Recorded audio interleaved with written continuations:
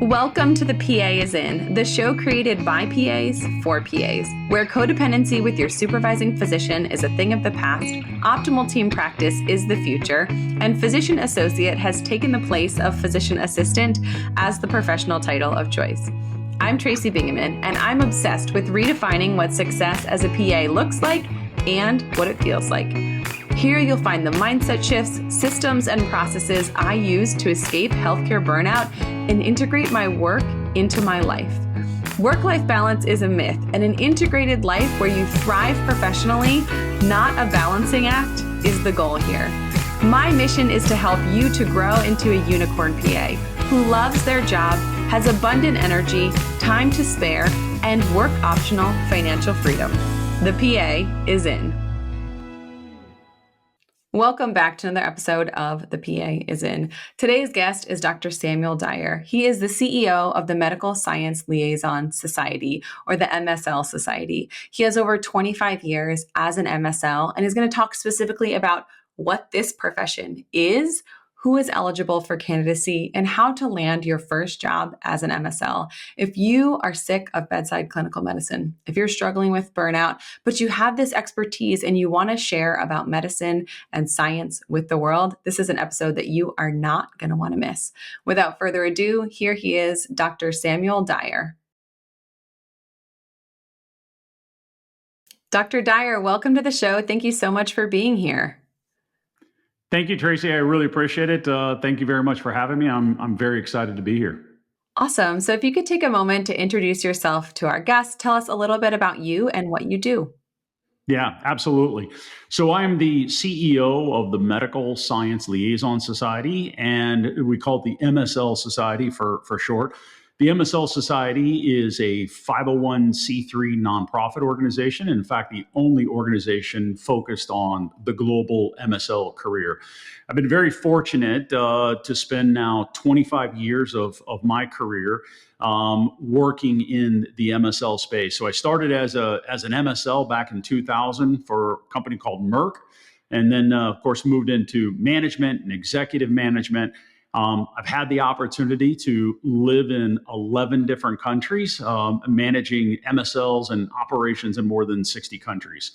Academically, a little bit about my academic background. I earned my medical degree from Washington University Health and Science School of Medicine, and I also have a PhD in health sciences from Touro University. And I'm also the author of the Medical Science Liaison Career Guide, which became an Amazon #1 bestseller, has had multiple award winners, or has won multiple awards, and been very, very fortunate over this time in my career to help hundreds of MSLs break into their first role. So very excited to be here and excited to share sort of a realistic inside look on what exactly is an MSL and how do I successfully pivot into it, and really what aspiring MSLs and candidates need to know to break into this very highly competitive profession. Yeah, so tell us, I think most of the people listening are students or they're currently practicing providers. And MSL is something that seems like shiny and amazing and like different and maybe better, but what is it? What is an MSL doing day to day? And what are some of the steps that the currently practicing clinician can take to move them down that road? Yeah. So, you think about an MSL, really a medical science liaison is this very highly specialized, scientifically trained professional that works directly for a pharmaceutical, biotechnology, medical device, medical diagnostic, or CRO healthcare company. And really, they're there to serve as, you can almost think of it as a scientific bridge between the company they work for and healthcare professionals and KOLs that they're out there supporting in the field. And we think about the primary purpose of an MSL. So the entire reason that MSLs exist, and the only reason that healthcare professionals or KOLs, as we term them in the industry, the only reason that these physicians and other healthcare providers are providing access to MSLs is the ultimate goal, the only purpose, the primary purpose of an MSL is to help KOLs and other healthcare professionals make more informed clinical decisions.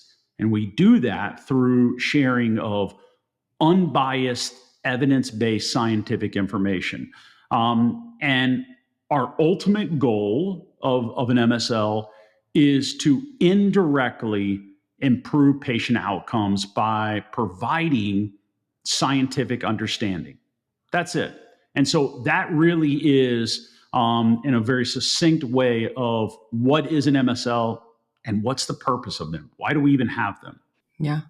And it sounds to me like clinicians who are practicing clinically are going to be very well positioned to do this, because they're doing this inside of an exam room 12 times this morning, right? They're doing it a whole lot. They're taking a patient, they're trying to decide what they're informing them, they're giving them some information at a level that they're going to understand and helping them to make that decision. So this to me is like that person then informing the healthcare person so that they can have those conversations with their patients. Yeah, that's exactly right. And you think about your audience, and you think about the field of nurse practitioners or any clinician, they have a decisive advantage over most applicants, and that is, during an interview, the ability to actually talk about what it means to engage with KOLs and HCPs, and to be able to speak about that and understand some of those clinical challenges is imperative, because again, that is the role. And we think about the typical activities of an MSL, and I can go into those if we need to, if that would help. But you think about, let's talk about them. You think about some of the common activities of MSL. So we think about the most common things like attending medical congresses and conferences. You think about conducting KOL meetings and gathering insights. KOL relationship management, educating KOLs and HCPs, delivering scientific presentations, gathering insights from KOLs, responding to medical information requests and competitive intelligence, and then finally maybe thinking about supporting investigator-initiated trials or company-sponsored trials. What do all of those things have in common? The resounding theme in all of those, KOL. Right? It's the KOL support thing. So everything we do, directly or indirectly, that is the job. And so if a clinician can sit and talk about that in an interview, and we think about the typical structure of a interview process for an MSL. Today, that is typically a phone screen with HR, right, or an internal recruiter. The phone interview, which, by the way, anymore, there is no such thing as a phone interview. We now do video interviews, right? But video interview with the hiring manager. And then we do this all-day marathon of an in-person interview. And I say marathon because that's typically what it feels like, right? 6, 7, 8 people in a day. You're going to go in and talk to multiple people during the in-person interview. But what I'm going to be expecting from you as an aspiring MSL, and especially as a clinician, tell me about what that looks like. What is it about engaging with KOLs and other healthcare providers? And so that, if you can really sort of bundle that and think about from that perspective of your experience engaging, that provides a decisive advantage over, say, I don't know, a PhD coming out of university that just defended their dissertation. They don't have that clinical experience. Have you ever opened a CT, MRI, or X-ray and felt a wave of self-doubt? You're not alone. Whether you're a new grad or stepping into a new specialty, reading imaging can be one of the most intimidating parts of clinical practice. That's where Guardian Light CME comes in. This interactive, case-based tool helps you to sharpen your imaging skills and earn CME while you do it. Start now at zaronlabs.com/guardianlight and use the code TRACY10 for 10% off. You'll review real-world cases with clinical context, scroll through the actual imaging just like when you review imaging at work, and here's the best part, Test your eye by toggling key findings on and off to see if you can catch them on your own first. You'll find real imaging impressions, clear teaching points, one-click CME certificates, and new cases sent directly to your inbox each and every week. You get to see it, know it, and catch it before it matters most in real life. Are you ready to gain clinical confidence and read images with ease? Head to zauronlabs.com/guardianlight. That's ZAURON labs.com/guardianlight, LITE, with the code TRACY10 for your discount. And I think that a lot of things that the clinicians struggle with when they're stepping away from the patients is they feel like they have this obligation to stay at the bedside because that's what we trained to do and that's what we thought our career would look like. And in that way, we feel like I'm abandoning this job, these patients, this career path or profession for another one. But another way to think about that is you're amplifying your impact. If you are able to reach all of these clinicians and help them improve the care of their patients, you could impact exponentially more patient experiences and visits than you could as a single provider doing a great job in the exam room. But this is so much more scaled in terms of the impact that you could have. Yeah, look, so certainly, the way I describe, my perspective on the MSL profession is I eat, breathe, and sleep MSL. It's all I've ever done. It's all I care about. It's all I talk about. I mean, hence why we're on this podcast, right? It's all I care about. It's all I've ever done in my career. So here is my very biased response to your question and statement. I firmly believe the MSL role is the single greatest job in the world. It does not get better. It cannot get better. If you're a science nerd, and by the way, if you're listening to this podcast, you're a science nerd, by the way, right? We're all science nerds, right? But I say that to say this, is that I don't know of any other job where I'm going to be able to go out and talk about the latest, most up-to-date clinical information and patient education that allows me to go out and talk to the very top thought leaders and be at the forefront of cutting-edge medicine. You think about it from that perspective, if that is something that you're interested in, there is no other career that allows you to do that. And if you think about, to your point, look, I think for anybody who's been in a clinical setting, most of us love that patient interaction, that engagement. It's all the other junk that goes with it that people don't like. And I get that, right? But the opportunity for an MSL to be able to go in and indirectly, and that's the truth. I mean, you are going to be indirectly involved with that, but the indirect impact on truly improving patients' lives, it's awesome and rewarding. So that'd be the one thing that you do have to think about, is that you will not have direct patient care anymore, but you will be having an indirect impact on improving patient lives.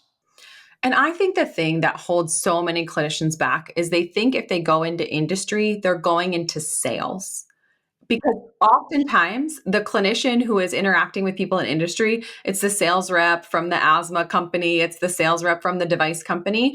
But it feels like pivoting from clinical to scientific. And I think that feels much more comfortable for people who are science people. Like, we went into medicine because it's science-based and we are fascinated by the science, and making sure that people have the research and the information that they need so that their patients can make the best decisions doesn't feel like that sales piece that I think is the forward-facing, thing that clinicians see from the industry. Yeah, it's a great point, and I think certainly something that, if you're evaluating the MSL profession as a career option, you have to think about these things. And I think the way to really think about that and understand or an important thing to understand is how those two roles are different and also how they are aligned within a company. So let's talk about that. So think about a sales rep or the marketing function in a pharma company. Those are all aligned to what we call the commercial side of an organization. MSLs, of course, are a field-based role. Field-based meaning you work from home, right? So you don't go to an office, you work from home. That is the field-based function of the department called medical affairs. Now, there's other roles in medical affairs like medical information, and then you have directors, and sometimes you'll have clinical ops, part of medical affairs, but generally it's the MSLs, directors, medical information. And by law, and we think about in the United States, the law we think about with the FDA and specifically the Office of Inspector General, the OIG, and then we're also governed by things like Pharma Code. There are strict firewalls in place that separate commercial activities from medical affairs.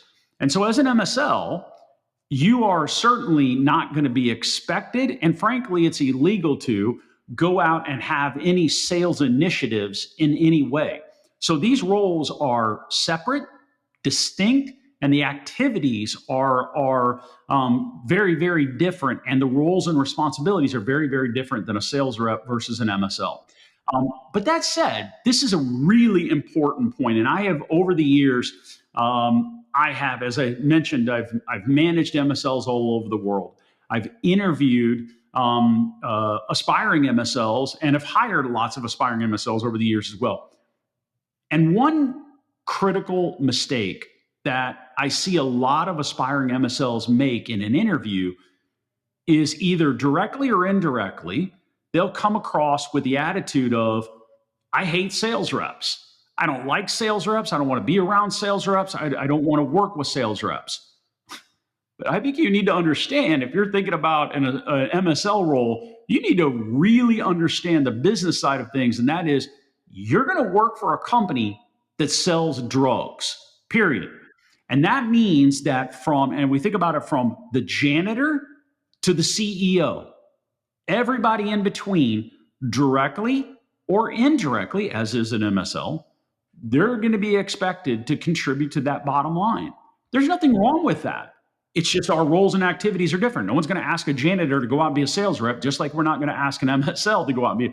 But we are contributing to that bottom line. So I think that's an important thing that we have to think about as we're going through that interview process. So let's talk about interviews. I would love for you to share, is this something that a PA with a master's degree can accomplish? Do we have to go back to school for that doctorate degree in order to be eligible for some of these MSL roles? Yeah, it is a really important question. And I want to help manage expectations for anybody listening. So let's talk about that from a few different perspectives of pharma outside of pharma and US outside the US. So we talk about the US. In the United States, we're talking about the pharmaceutical industry. The typical educational background of an MSL today is a PharmD, MD, PhD, or other doctorate degree. However, increasingly, experienced PAs with sort of strong clinical experience are successfully breaking into the role. That said, for when we talk about pharma companies, and we think about and I'll just cite the latest data available. So in the 2024 Global MSL Salary and Compensation Survey, which is conducted every year by the MSL Society, we survey over 2,000 MSLs on lots of questions around certainly salary, compensation, educational background, so on and so forth. And we look at the latest data, 94% of new MSLs in the United States have a doctorate degree. It is the academic standard and expectation. So somebody as an MP trying to break into the MSL role without a doctorate degree, it is going to be exceedingly difficult. And I'm going to say nearly impossible. That said, I am only talking about pharma. Now, when we talk about medical device, medical diagnostic companies, CROs. Now, all of a sudden, it changes. There is more latitude given to those backgrounds. So, yes, there is that standard for pharma to have a doctorate degree. And again, that's typically a PharmD, MD, PhD. And there's a lot of reasons for that. And certainly, if that would help, I can go into some of those reasons for that. But in terms of the educational background, that is the standard for pharma. So if you're an MP, and I don't have that doctorate degree, and I get it, going back to school, I get that, may not be on the top of the list of priorities. I would tell you, certainly looking at medical device, medical diagnostic companies, you certainly could look at pharma roles, but just have realistic expectations that it will be exceedingly difficult. Okay. And let's talk about how to network and find these positions at all. Most people listening know how to get a new clinical job, but making this leap to MSL is completely out of the realm of like, I'm a practicing PA. How do I get there? Yeah. So maybe more than the typical role, networking is critically important to the MSL role today. Breaking into the MSL role today is exceedingly difficult. If anyone tells you otherwise, they're lying, trying to sell you something, have no idea what they're talking about, or maybe a combination of all three. It is very difficult. And so one of the ways that we can do that is certainly building up your network. So how do we find those roles? I mean, certainly you could do, LinkedIn, and the typical job board. I will say that certainly another resource you can use is the MSL Society. MSL Society has a job board, and what's awesome about the MSL Society job board, it has a feature on it that is not available anywhere else in the world, and that is the ability to go in and search and set up job alerts based on therapeutic area and disease state. So imagine going on LinkedIn and your background, and you really have a passion for, I don't know, Parkinson's disease. Trying to filter and find a job for Parkinson's disease is pretty difficult on LinkedIn and others. So I would tell you that. Beyond that, I would also suggest anybody who's doing this to then start to reach out to as many MSLs and managers as possible, and setting up things like informational interviews, right? I would also tell you, you're going to have to try to find target companies.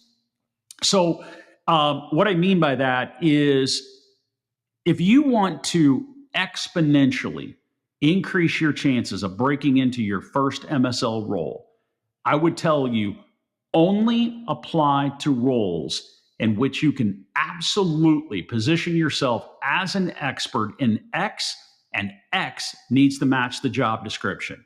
Meaning that, let's go back to that Parkinson's disease example. So now what I would be doing is I would be searching and filtering my job search based on those companies that have Parkinson's disease MSL roles. Then I would reach out on LinkedIn, the MSL Society, other resources like that. And I would tell you that I would then reach out to Parkinson's disease MSLs and managers and set up the phone calls and start networking that way. So networking is critically important. Why is it so hard to get in? Is it so great that no one leaves? Is the demand low? Why is this just so coveted as a job and hard to get in? Yeah. I think there's a couple of things that are happening here. First of all, we think about. I think one thing that we have to think about is it feels kind of mysterious, this role, right? And there's a lot of clinicians that don't even ever encounter MSLs or medical affairs, and it requires kind of almost a mind shift, right? Of this new career, this new job, and sort of new approach to things. So a couple of things are happening. One, MSLs consistently report an extremely high level of professional fulfillment, intellectual engagement. Work-life balance can be a little challenging, but those are some of the thinking about the job itself. There's a couple other things that are happening as well here. Is also the exceptional compensation for a brand new MSL. So again, we go back to I go back to the 2024 latest data available salary survey. The average starting base salary for an MSL in the United States with no experience is $168,000 a year, right? And so this of course, that does not include things like year-end bonus, company car, 401k, stock options, other financial rewards. But then also the sort of meaningful work that MSLs do. And so, and then of course, career opportunities. What happens is most MSLs, when they break in, they never leave. You think about it. I work from home. I control my own schedule. I have a lot of autonomy. I get paid. How many jobs with no experience pay $168,000 a year, right? I mean, especially in the science area, there's not that many. So for all these reasons, it's why the typical MSL application gets hundreds, or a job posting gets hundreds of applicants. And so it's for all these reasons, it is extremely competitive to break in. Are you feeling stuck, burned out, or craving a little more flexibility and financial freedom? You're not alone. So many clinicians feel trapped in the grind, overworked, underpaid, and unsure how to pivot. But here's the truth. Your skills are valuable beyond the clinic. That's why I created the 48 Side Gig Ideas for Healthcare Providers guide, a free PDF packed with practical, creative, and immediately cash-generating ideas that you can start right now. From telehealth to medical writing and patient advocacy to app development, and even a little note on podcasting, these things aren't fluff. These are real, proven opportunities that other providers are already doing. You don't have to figure it out alone. This guide will help you explore new passions, learn how to make extra money, and make the first step towards multiple income streams and building the life and career you actually want. Download your free copy today at tracybingaman.com/gig or click the link in the show notes and start creating financial freedom and cash flow flexibility on your own terms. Because you, my friend, are more than just your clinical job, and taking the first step to generating alternative revenue streams is waiting for you inside the Side Gig Guide. Find it now in the show notes. Yeah, I think that's good to know in terms of, what we're up against and sort of what people are seeing. It seems to me that on this quest for getting in as an MSL and then ascending and managing all of these teams, how have you sort of navigated those professional challenges and pivots and decided to sort of turn around and help other people to do what you have done in their careers? Yeah, it's an interesting question. So I'll tell you the history and sort of founding of the MSL Society. This is going to sound like a crazy story because I guess it is, but it's a true story. We were living in Paris, France, and 2010. And one night over French wine, as a lot of bad decisions, I don't know, are probably made. But a group of us were together and said, "Hey, let's start a organization that is focused on the global MSL profession." The driver for that, for me personally, was I was frustrated with the lack of quality, reliable resources out there, and trying to find stuff. And so, again, a group of us said, let's start a society. I swear to you, Tracy, the very next question, or maybe it was the question after that, was, "What's a society?" Because no one had actually ever done it, right? So that was kind of the crux of it. And then today, it's turned into, obviously through a lot of hard work, it's turned in today. We have members in little more than 100 countries. I think the last count was 105 countries globally. It's very much turned into a global organization. And one of the really cool things that I get to do, and in fact, the largest source of revenue for the MSL Society, and has been for many years, is training MSL teams. So we've now been hired and worked with more than 75 pharma companies in more than 20 countries, training MSL teams. And that has allowed me a real unique insight and perspective on where the MSL role is going, the evolution of the profession, and kind of some challenges. And relevant to your listeners, what is working and what isn't on breaking into the profession, and what are hiring managers looking for today? Yeah. Yeah. I think that so much of what you've talked about in terms of the autonomy, the quality of life, the flexibility, there are not a whole lot of bedside clinicians that are saying, wow, I can't believe I get paid this much to do this job, right? It is the complete opposite for people that are at the bedside. That is why this show exists, because burnout is rampant, and being underpaid and underappreciated is become the standard for clinicians, regardless of their degree, right? That's happening just all over in bedside medicine. And so I think that my hope is that this episode has opened people's eyes to this opportunity that exists out there, that if you want to use your brain in a way that is unique and impactful and appreciated and well compensated, that this avenue exists for them. Yeah, absolutely. Absolutely. I hope that it has inspired those that are considering it to at least look into it. I will say this. I mean, one of my favorite quotes that I literally have had in my office now for more than 30 years. I had it printed on my master's thesis, the first page of my master's thesis. I had it printed on the first page of my PhD dissertation. I was actually honored to be asked to give the commencement address when I graduated from medical school. I mentioned it there. It's on the first page of both of my books. I'm sharing this because I hope it helps others that are listening. And it's this: the difference between successful people and others is not a lack of will, not a lack of knowledge, but merely a lack of will.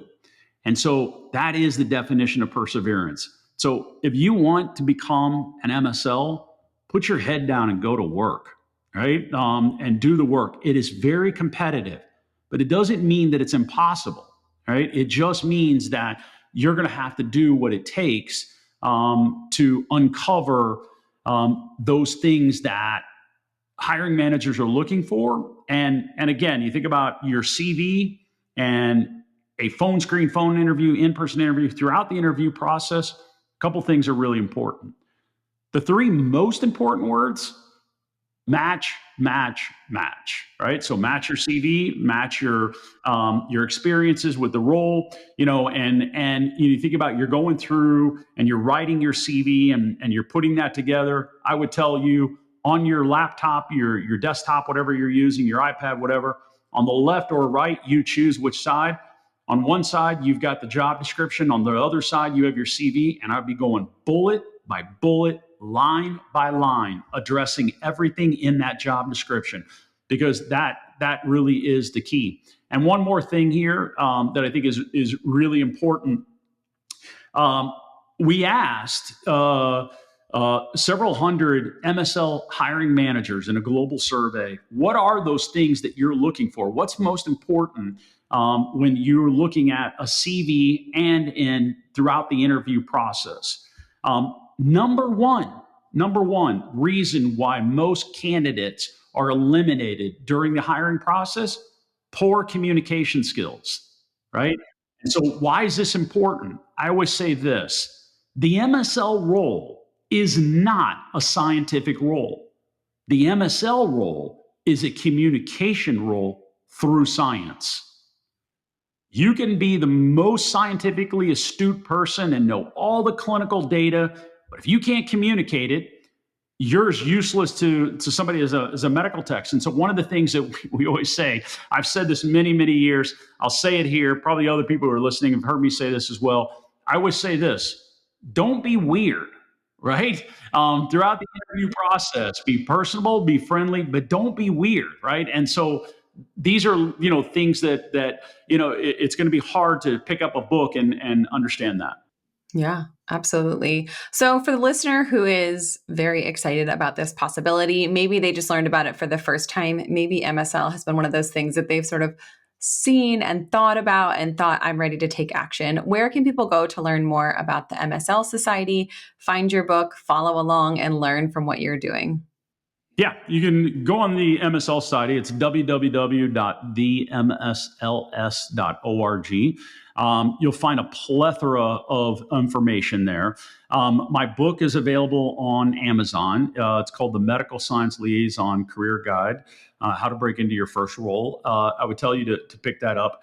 Look, this is what I would say about preparing in terms about resources. I would not apply for any role unless you've read the book. And then when you've read it, reread it. Now, for anybody listening, immediately you're going to be thinking, is this guy trying to plug his book? No, I'll tell you how to go get it free.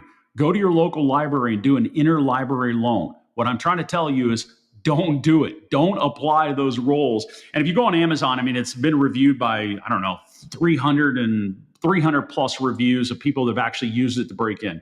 I share that just to say that it's one and done. You make a mistake, right? It's not like that company's going to call you back and I didn't really like the way you answered that question. Can you do it again? Right?